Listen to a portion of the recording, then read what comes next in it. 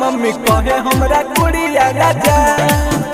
अरे एकरा से निको हमरा हन हर पापा कहे हमरा कुड़िया राजा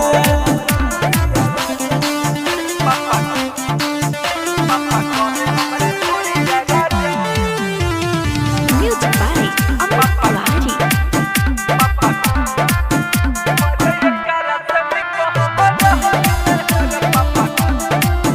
पापा कहे हमरा कुड़िया राजा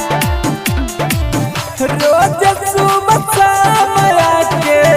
लागेला तू डांटे सासु नदिया के दुखवा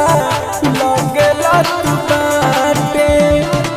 अजी दुख नहीं हमसे सहाता हो पिया बात तो सुन के राजा करेला जिया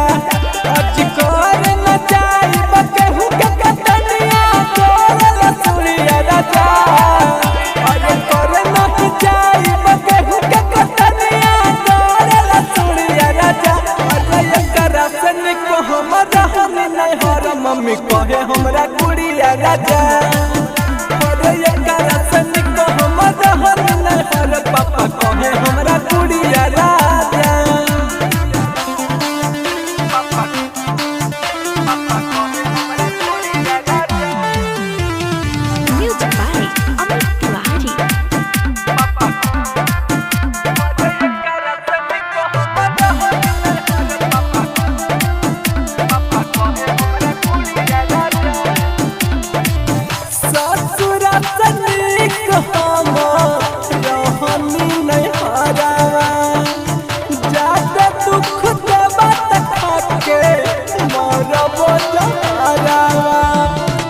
अजी पर मनी डाला सुना बतिया हमार हो